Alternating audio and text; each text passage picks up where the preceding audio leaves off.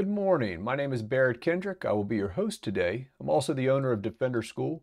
At Defender School, we partner with educational facilities, houses of worship, other business and entities in providing training through both e-learning format and in-person live seminars. Thank you for everybody across the U.S. that is tuning in today as we begin to jump into the 2022 report on active shooter events that is put out by the Department of Justice and the FBI. On today's webinar, we'll jump deep into that report. We'll gain some insight into it. I will kind of show some trends from last year, as well as some changes that I see from the previous years. I'll talk about a couple of definitions as well. We'll jump into potential next steps as well as partnering with Defender School and a special offer that we have for those who are tuned in for today. Of course, as always, I'm available for questions and answers. Please drop the questions in the Q&A box down at the bottom of the webinar screen.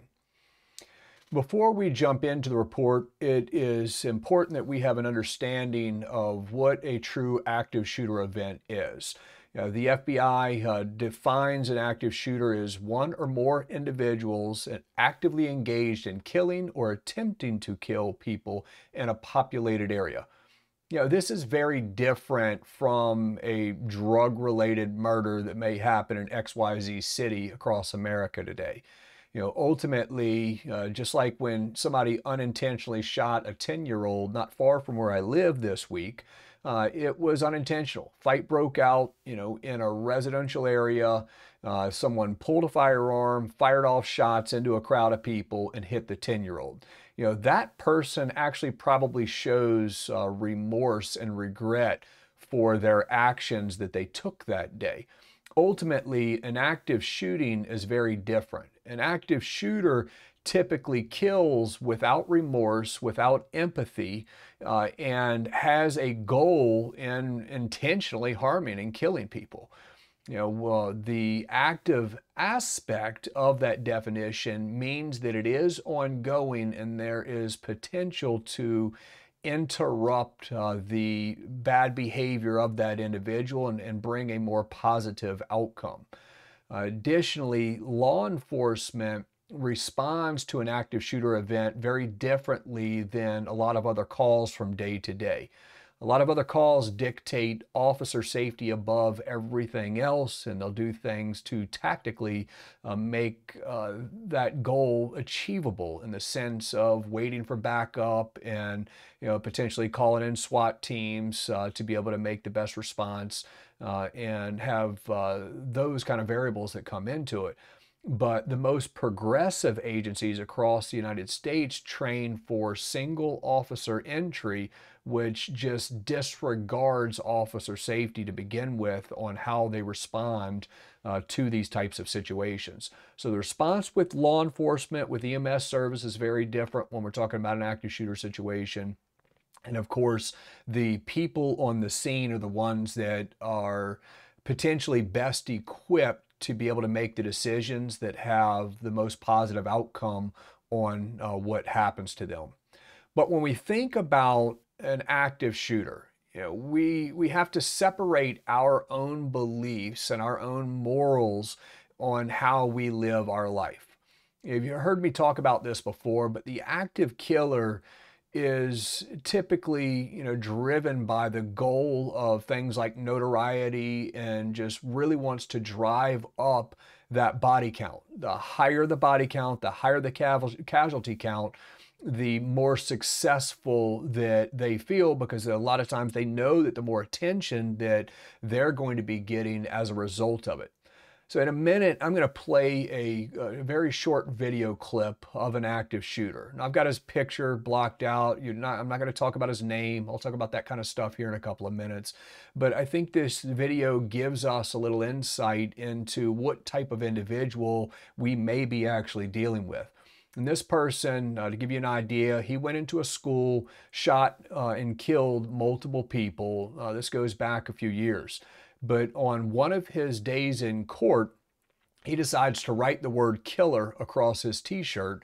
And then when he goes into this room, as he is speaking to the victim families of those that he shot, he gives them a message. And I'm going to play this message. And it's a disgusting video, but I think it gives us an insight into the type of individual that we train for, that we protect against.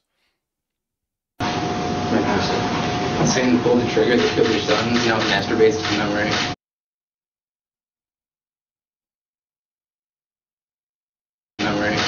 Love you.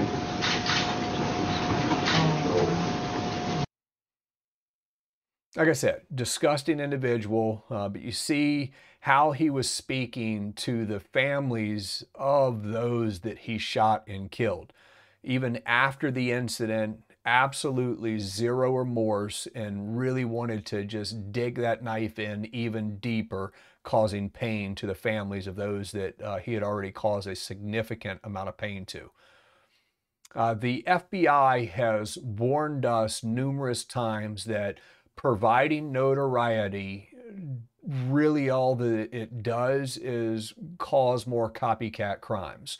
Meaning the more attention that we give, the more likely that someone else is actually going to go out there and do something similar, because they want the notoriety, they want the attention. So outside of releasing information and talking about the information that has to be done in order to be able to do things like, you know, apprehend the suspect, we need to make sure that we leave out any discussion of the shooters' names, their faces, their stories. In the aftermath, it cannot be about them. It needs to be about the victims. It needs to be about the heroes. We need to take away the attention that they are desperately seeking. So that Don't Name Them is an organization that was started by the Alert Center out of Texas, as well as the I Love You Guys Foundation. They're working together to really try to drive home the point that the last thing we need to be doing is bringing more attention to the attention seekers. Now, this is a bar graph of the active shootings that have taken place from the year 2001 all the way up to 2022. As you can see, there's a very obvious trend here, in the sense that they are happening more and more often. Now, thankfully, it's still way less common than any other type of violent crime that we're going to deal with, but it's obviously getting worse.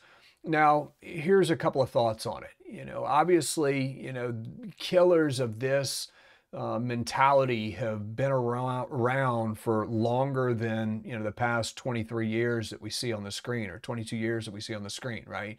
They've been around, you know, longer than that. Serial killers, right? We had a trend of serial killers in the 90s and the 80s, you know, and even dating back before that. There's plenty of people that live among us that will prey, you know, on innocent victims for their own pleasure. And I think that when we talk about the active shooter, we're just looking at that type of individual. This just happens to be their modality right now, but obviously they are trending up, and I think that it's important to recognize that. There was an 18% decrease in active shooter events of 2022 when we compare it to 2021. On the surface, that's a good thing. But when you look at the last 5 years, there was a 66% increase from 2018 up to 2022. And I already showed you the bar graph where overall we already know that it is trending up. The incident locations from 2022 spanned across 25 separate states, covering half the United States. You can see here that most states were 1 or 2 incidents. Most states that were affected were 1 or 2 incidents. Texas had 6 incidents.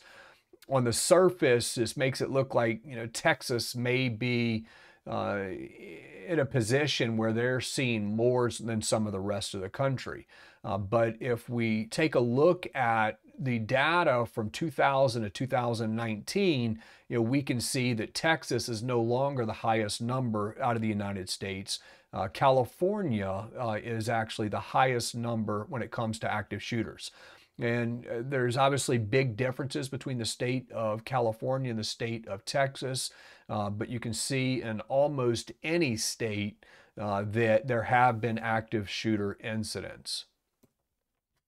13 of the 50 incidents that took place in 2022 resulted in what we would call a mass killing. A mass killing is defined by the FBI as three or more persons have been killed in a single incident. So there are plenty of shootings that are a result of violent crime, maybe related to drug deals gone bad or gang violence, that fall into the category of a mass killing. But as we talked about, there's also a very big difference between a drug deal gone bad where multiple people are shot versus someone intentionally going into an elementary school to kill a bunch of kids or other innocent people. There's a strong difference between the two of those, but 13 of the shootings that took place in 2022 were defined as a mass killing incident. Total, there were 313 casualties in 2022, which also included 100 fatalities as a result of the active killers. There were several types of locations that were affected by active killer incidents in 2022, but at the top of the list, open spaces. Open spaces would be defined as a place that would be outside, open to people, but a shooting that did not start on the inside of a building and did not end on the inside of a building. So everything stayed outside. So that was at the top of the list for 2022. Just next to that would be commerce facilities.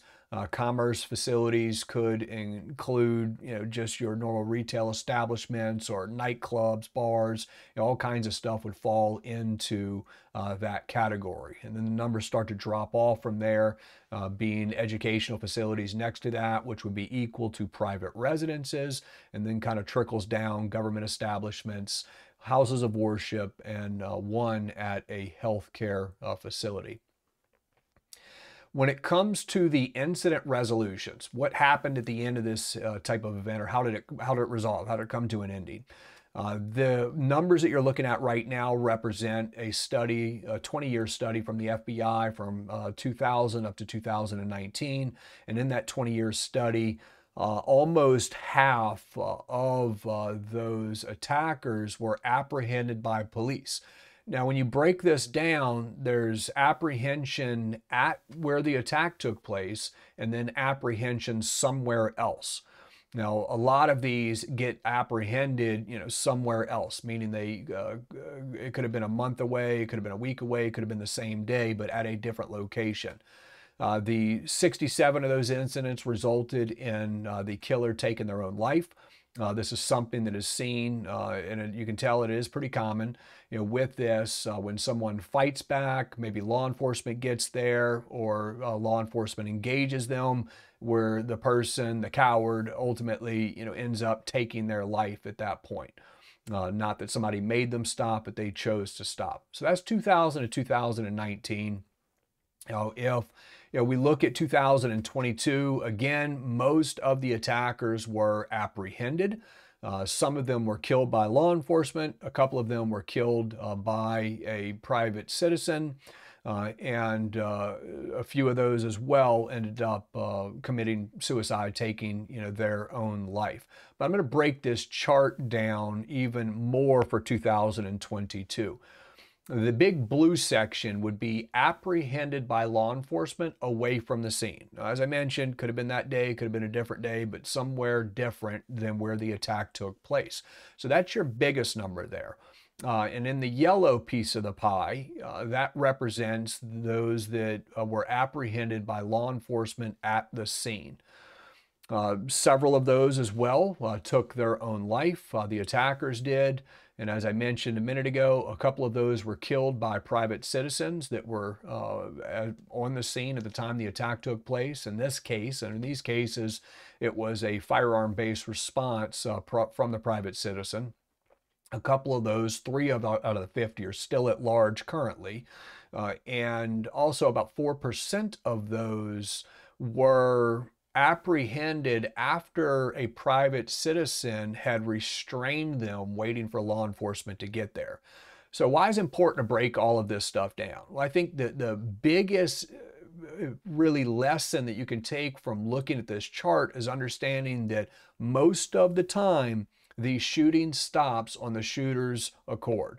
They gave up. They gave up that initiative because they wanted to, not because someone else made them to. So if we think about the apprehended at the scene, the suicide apprehended away from the scene, and not apprehended altogether, now you're taking the great majority of outcomes ended on the shooter's own accord. And that ends up, being a very big number, because that means that the shooting could have potentially gone on longer. There could have been more casualties, more victims, but the person simply gave up.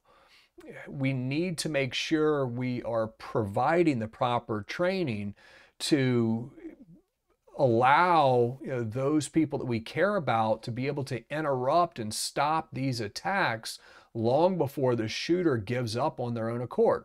Now, that's not always a possibility, but there are plenty of times where that is not just a possibility, but it's very plausible that it could have been stopped if someone had the proper knowledge or skills to be able to interrupt the actions of that shooter. In 9 of the incidents, which is about 18% of the 50, in 9 of those situations, law enforcement did engage with gunfire with the active shooter. 16 officers were injured during those encounters. And give you an idea, total in 2022, 21 officers were wounded and 1 officer was killed as a result. Not all were dealing with the actual engagement with it, but 21 officers wounded, 1 officer killed total in 2022. And it was 9 of those incidents that resulted in gunfire from the law enforcement side engaging the suspect. There was a security officer that engaged in a gun battle with one of the attackers, and unfortunately, the private security guard did end up losing his life during that exchange of gunfire. Private citizen engagement. In 16% of the attacks that took place in 2022, a private citizen engaged that attacker in some way, meaning they may have held them down. In a couple of cases, they shot and killed the attacker. But in 16% of those situations, they were stopped by a private citizen. Now, I remember a report from the FBI a few years ago. It may have been their 2000 to 2012 report, if I remember correctly, where they're very similar numbers, but it was 16% of the active shootings had been stopped by an unarmed civilian. So there's still at least double-digit numbers, plenty of numbers where it ends up being a private citizen that was there at the time of the attack that was the one who stopped the attacker from going on and causing harms to others. From 2000 to 2019, you can see that the #1 firearm of choice was a handgun. There were, a roughly a decent double-digit percentage that also resulted in the bad guy using some sort of long gun, in many cases a rifle, in some cases a shotgun. But why I wanted to show you this data is I'm getting ready to show you 2022. But if I pulled apart this even deeper and we went back to the first decade of the 2000s and looked at something like 2000 to 2010, you would find that overwhelmingly the handgun was the #1 choice. The further we go back, the more likely that the attacker ended up using a handgun. But when we fast forward all the way to 2022, we now find that when you categorize rifles and shotguns together, that ultimately it's closer to 50-50 percent of the time that they're either using a handgun or a long gun of some sorts. Why is this important? Well, when you think about just the survivability, most people, not necessarily active shooter incidents, but most people survive handgun wounds in the United States when they're able to get to the hospital care. The same is not true when we're talking about long guns with higher velocity rifle rounds. And so I do think that the further we go along, the more shooters are using long guns and rifles and that kind of stuff. Handguns are obviously, a lot easier to conceal, but I believe if we look back at history, what we find is that dedicated individuals are always going to find a way. And you could look at like the Mandalay Bay shooting in Las Vegas, where the shooter brought all of his rifle gear and all of his ammunition, up to his room in a suitcase. That was a little bit easier to conceal, right? But fast forward all the way to 2022, last year, the Highland Park shooter in Illinois used a rifle from a building rooftop. And he had no problem being able to get that rifle up to the rooftop, even though there was a parade going on. Parkland, Florida. That shooter brought in his rifle, in a duffel bag, carrying it one through ride sharing, getting dropped off, and walking across campus carrying a rifle in a duffel bag. So people who want to be able to get the stuff through are going to be able to get the stuff through. So I think that the idea that it's less concealable or more concealable is not something that I think is going to continue to hold true, because people are dedicated, and dedicated people are going to be able to get around traditional thinking on that kind of stuff. In 8% of the shootings in 2022, the shooter wore some form of body armor. Now you can see, if we go back to 2000 and 2019, that was only about 4.5%, but then that dropped down to less than 2.5% in 2020, jumped up to 3.5% in 2021. So is this enough information to show a trend? I don't think so, but I think this is something that we'll continue to pay attention to in the few years coming forward to see, is this more of a trend? Obviously, if somebody's wearing body armor, this could potentially change the civilian response for those people who are on the scene to start with, and is also something that could change the tactics from law enforcement coming in as well with that response. Now let's take a look at the casualty count. Now I mentioned in 2022 there were 313 total casualties. That included 100 fatalities. Now, the shooting that resulted in the most amount of fatalities in 2022 was the Uvalde shooting, at the Robb Elementary School.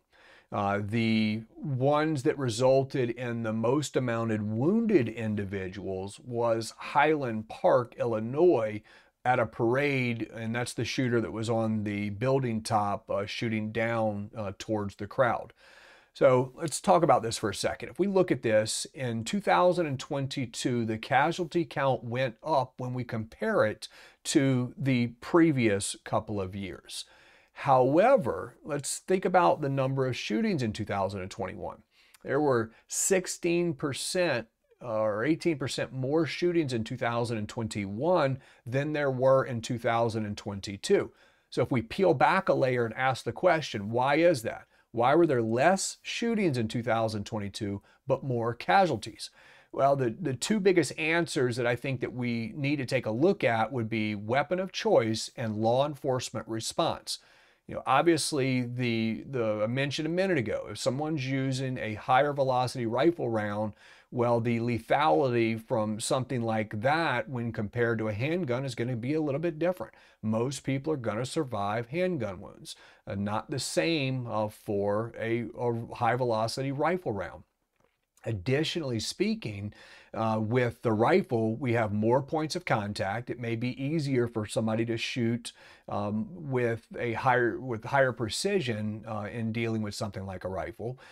Either gun can be reloaded fairly quickly. Either gun could have, a larger capacity magazines if somebody wanted to do that. So I don't think those are necessarily the issues, but that is something to think about with the weapon of choice. But what about law enforcement response? The longer the shooting goes on, the more time that the attacker has to be able to continue to harm people. So if we look at the shooting in 2022 that had the highest factor of death there, how long did that incident go on? And as mentioned, that was a Robb Elementary School shooting in Uvalde, Texas. Well, some of y'all were on the webinar with me where we peeled back the layers on that one. But if you remember from that one, the individual had stolen a family vehicle, wrecked it out at the school, gets out of the vehicle, and pretty quickly engages two people who were coming to help him, with a rifle where he's shooting back at them. So that was the first 911 call that went out, was related to that. Well, law enforcement did not breach the classroom and engage and kill the shooter for another hour and 22 minutes. So an hour and 22 minutes went on, from the time the first 911 call went out to the time that the shooter was killed. Well, clearly, if we have an hour and 22 minutes before people are able to get aid, unfortunately, you're going to see an attacker that has more time to shoot more people, and the severity, of the outcome we would, could predict would be worse since they're not getting the medical help fast enough. So that one went on for an hour and 22 minutes. That was the highest death count. But then let's take a look at the Highland Park, Illinois shooting. With this shooting, you can go back and watch the video streams of not the shooting, but the video streams of just people that were at the parade that happened to be running a camera at that time. And you can hear the gunfire, on the camera. And you'll find that he fired almost or likely every, one of his 70 shots in under a minute time. And so, he fired a significant amount of rounds in under a minute and was able to wound, 48 people in that shooting. And it lasted, about a minute or so. And so about a minute, Highland Park, lots of people shot. An hour and 22 minutes, lots of people shot. And, and so law enforcement response obviously can have a direct impact on that. But at the same time, that shooter in Highland Park, Illinois also was able to hurt a lot of people in a very short amount of time. And so there's lots of variables that are at play that could dictate a higher casualty count. But the response time is probably going to be one of the bigger ones there. And as I mentioned, weapon of choice can play into that also. When it comes to the gender of shooters for 2022, almost every single one was male.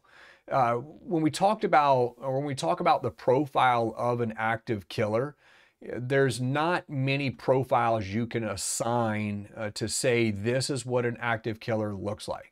Right? It's kind of like when somebody talks about, well, what does a serial killer look like? Well, typically the serial killer looks like your neighbor, right? Your everyday neighbor. Sometimes they're family people.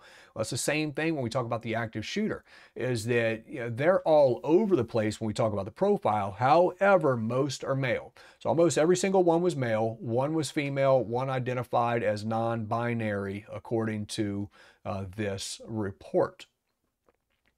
Age of shooters. The data graph, or the bars in gray, would be the 2021 numbers. The blue and yellow would be the 2022 numbers comparing that. You can see that they're pretty similar overall with how they play out from year to year. So most of the shooters are going to be in the later teens, early 20s according to this data. But that doesn't mean they're all inside of that category. You can see from less than 18 years old up to 65 to 74 years of age in 2022, and a few of them were unknown as well.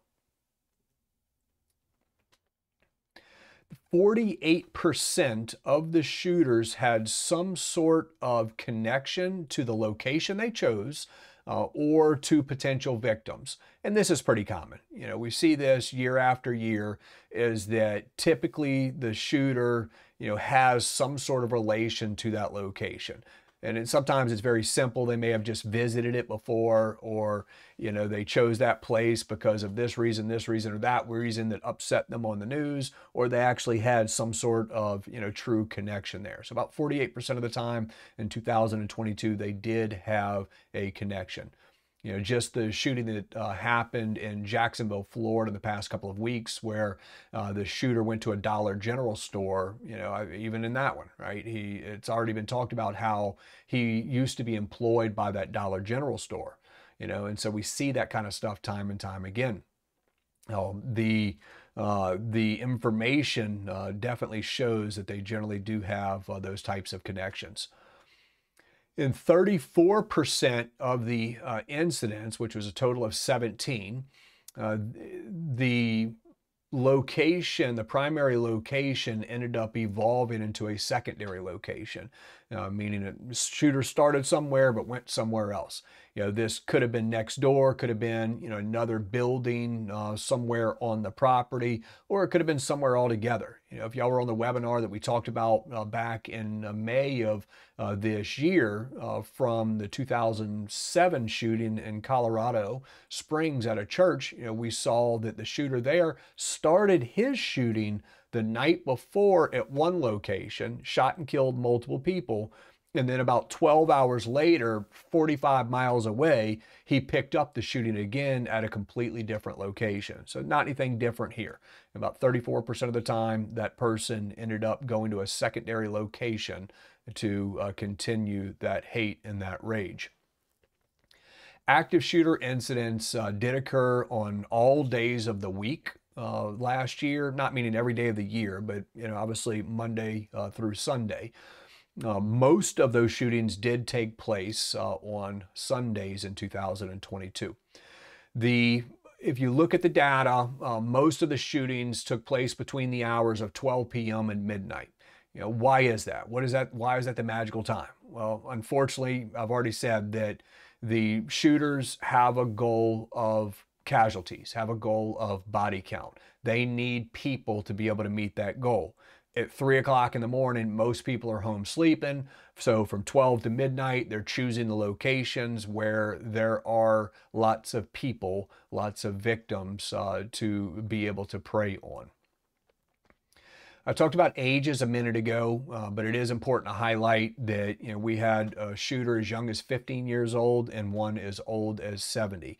And looking back over the past 20 plus years, we can expand these numbers out even further and get them down to, I think, 12 years old and near 90 years old when it comes to active shooters.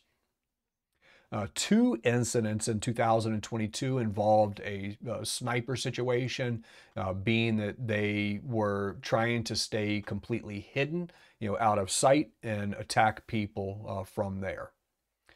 When we think about the planning and the planning that these attackers put into play, you know, this graph is from a previous report from the Department of Justice and the FBI, but I think the data continues to hold true in the sense that most of the attackers spend time planning. You know, why is that important? Well, when they're taking 1 to 2 months and sometimes a couple of years to plan an attack against you, that means that they have the time to study your security, to study your, your false security, or to study your missing pieces in your security model, or study vulnerabilities, study the cameras, study the behavior of the people, the movement, the doors, the locks, all of that kind of stuff. They can exploit all of those types of vulnerabilities. So we have to expect the fact that they're looking for that kind of stuff. So that's part of it. But the other part of it that I think we need to pay attention to is how many opportunities were there that could have been where we could have been presented with a situation where we could have stopped that situation altogether because of the signs leading up to it, or because they chose to deselect your location because they knew your location was going to be a lot harder. So they chose not to attack your location. But we want to be able to intercept these shooters or these killers long before they carry out that attack. And when they're spending time planning, that means they're also typically spending time going there. They're in the areas, they're gathering information. If you look at something like the Pulse nightclub shooter back in 2018, that person was looking at two locations. They were thinking about the bar that they carried out the attack, and the other location they were looking at was Disney World. And after the shooter did some recon on Disney World, he realized not going to be easy to carry out the attack there, and chose the easiest of the two, and that ended up ultimately being the nightclub.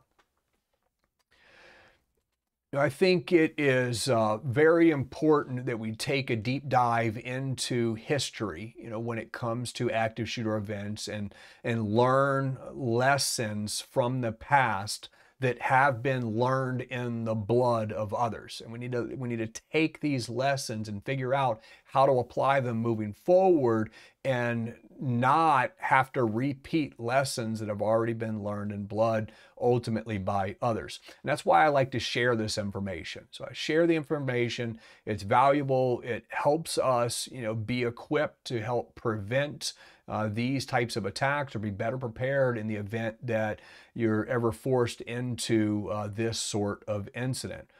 But I think that it's vital that all staff and volunteers are properly trained on what to do in an active assailant type of situation.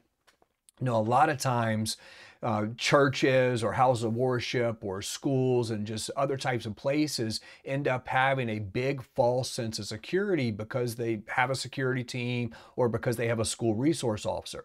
And I think that we should have security teams, we should have school resource officers, but we also have to recognize that these people can't be everywhere all the time. And if we take a look back at the history, we see plenty of these attacks that had law enforcement present, had armed security present, had unarmed safety or security teams present, where these people existed, but they weren't able to stop the attack, or weren't able to stop the attack fast enough, because the fact is they can't be everywhere all the time.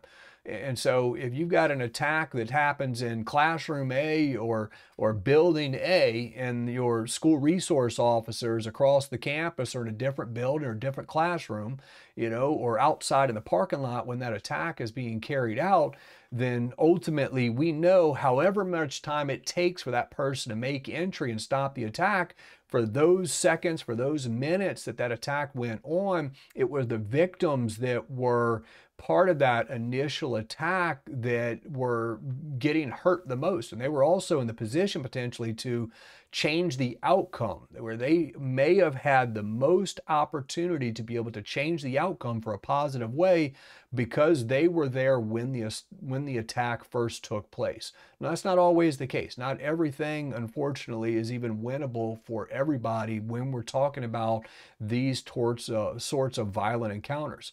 But we have to recognize that security can't be everywhere all the time. So it is a piece to the puzzle, but it can't be the only answer. And a lot of times we've got a false sense of security about what they are able to provide. Sometimes even the security teams or resource officers have a false sense of security about how well they can, or what all they can do to be able to stop that attack. And so obviously getting that training in the hands of the people who are more likely to have to face that attacker, I think is very important. It's super important, and ultimately that's where we need to be. And that's where Defender School can come in to be able to help with that, in the sense that ultimately we're here to help partner with different entities to help them all along the way. And what does partnering with Defender School look like? Why invest in our program and me and our company? I think that, one of the big reasons is going to be the affordability of it, is that in the sense that we know we need to provide the training, and plenty of conversations I've had, over the years and working with different types of businesses and entities, what I found is, obviously it's got to be cost effective. And so when we designed our program, as how I designed it is to be cost effective, to make it very easy to get it into the hands, of those people who ultimately, need it the most. We provide in-person training, but in-person training, it's harder to get it out there. It costs more to be able to get those people trained in a broad spectrum. And so with the e-learning models that we have created, ultimately it makes it a whole lot easier to be able to get this information in the hands of everybody in a much shorter amount of time, and to be able to keep up with that. And that's another big piece to it, is that, let's say that XYZ business brings me on for the training. I come out there, I drive out there, I fly out there, we've set up the seminar for this day between these hours, or these days we're going to do that. And what ends up happening? Well, sometimes the business can't shut down. So some of the staff, are busy doing something else. Some of them potentially got sick or have sick kids at home. Not everybody gets to participate. And so now you've got a percentage of the people, that work for that school, that work at that church, volunteer at that church, work at that business, that did not get the information because they could not get it in that time window. Or a school brings on a substitute teacher, or brings on a teacher in the middle of the year. How do we get them that information? Why would they need to wait till the next year until everybody's going back through that information? So our e-learning program is designed to make that process easy. You bring somebody on through onboarding, our training becomes part of that onboarding. Teachers, employees, I've had so many conversations over the years. They want the information. They want the empowerment. They want to feel secure. They want to know what to do, and they want to be in a safer environment.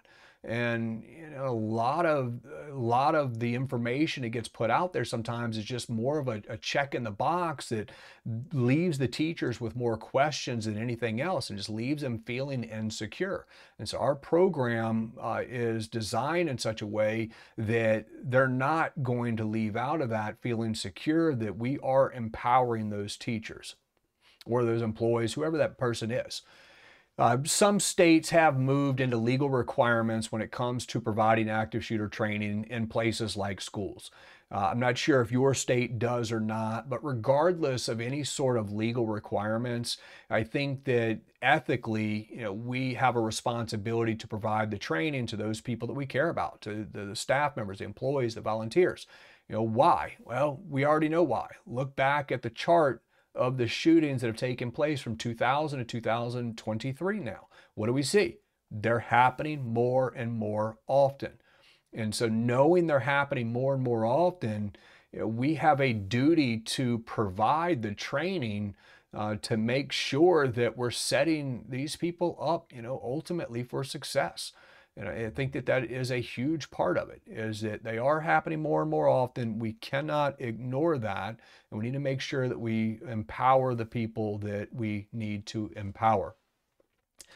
Properly trained individuals are better set up for prevention, being that that's part of the program, right? Provide them with information that allows them to recognize some of the issues. So if they're seeing the issues, that they already know that they need to be taking that information to others. And so any attack that we could prevent is far better than any attack that we have to respond to. And so prevention is something we need to spend time training and thinking about as well. But in the worst case, that one of those individuals that works for us, whether it's a staff member, teacher, volunteer, doesn't matter in what capacity, in the worst case, if they are to face that active shooter in that type of situation, well, providing the training, of course, empowers them to be able to make proactive decisions that have a direct impact on the outcome of that incident and can really drive up the survivability of those involved. I don't think you should wait to get the training. You think about the training, really, it's a lot like insurance. Obviously, insurance costs money. Insurance, I hope that you're never going to need. I hope you're never going to need my program. I hope that, that you're never going to be faced with those types of situations. But the reality is, over the past, 14 plus years of working with lots of students in different capacities, I've had multiple students that have been involved in active shooter type situations. And so, it does happen.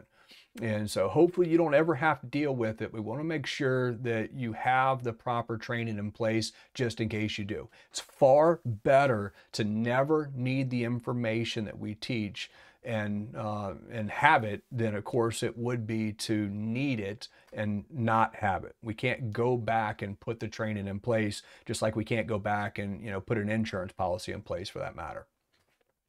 So what do you get when you partner with Defender School?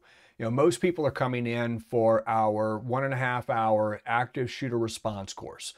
This course is designed to take those who complete it, through all kind of different modules. Some of that has to deal with the profile of the active shooter events in the past. We jump through a few of those. I drive home the importance of being proactive and having a solid plan moving forward. I work and walk these attendees, through that plan, those steps on choosing the best course of action based on ultimately what is happening, right now. Additionally, I cover some bleeding control concepts and skills inside of that 1.5 hours. Being that if we just separate ourselves from an active shooter situation for a second, you just think about emergencies in general. There's about 60,000 people that die in the United States every single year from massive blood loss. That means that the trauma didn't necessarily kill them. It was the loss of blood in the aftermath that killed them. And unfortunately, this is something that is a big issue when you think about active shooter response as well, because in the immediate aftermath, law enforcement has to make it safe enough before paramedics and EMS can respond, with the exception in some cases where they employ trained tactical medics along with that entry. But in most of the situations, you could be there for several minutes or even longer until medical services are being provided to the victims that are on the scene. That means that if they don't die from that initial trauma, that they have a significant chance of succumbing to the wounds simply because they are unable to keep the blood inside the body. And so we run through bleeding control concepts, tourniquets, pressure bandages, direct pressure, when to do it, how to do it. It is taught by a medical professional as well. That's one course that people are coming in for. In addition to that, you get access to our de-escalation course. It's about 30 minutes worth of material that really has to do with everyday conflict from day to day, whether it's teachers dealing with kids, teachers dealing with parents, a pastor, a deacon dealing with an unhappy attendee that they did not like the marriage counseling session that happened the week prior or something, right? Just conflict from day to day. And ultimately, I think that it is important that people understand normal human communication. So we've packaged that information up. It's in there, about 30 minutes worth of video and presentation slides to give people a much better understanding of how to communicate, to keep conflict down, and to work through de-escalation concepts. This also helps meet any of the requirements for keeping a workplace as a safer place and free of violence. Additionally, this summer we just added in our standard response protocol video series. It's about 20 minutes worth of video that takes the students through, or the teachers through, or the faculty through the standard response protocol. Standard response protocol was started by the I Love You Guys Foundation. and has really snowballed throughout the United States of being more of a standard response. Now, some of this has to deal with lockdowns and active shooter response. It flows along with our course, but a lot of it is just the normal stuff dealing with from day to day. Just recently, in the state of Louisiana, we just had an ammonia leak locally. Well, any of the schools that would have been in that vicinity would have been put on shelter in place orders, meaning they need to stay inside of the buildings, that kind of stuff, right? So the standard response protocol provides options for that, or provides options on what to do when you need the students and the teachers, or the doctor and the patient, or the Sunday school teacher and the kids to stay in the classroom for the next 10, 20, 50 minutes, while maintenance is outside, cleaning up a mess from a sick student, or going through a repair that they had to do. So there's, you have the different options of the standard response protocol. We run you through those options. Now, the standard response protocol is completely, cost-free. You can jump on their website.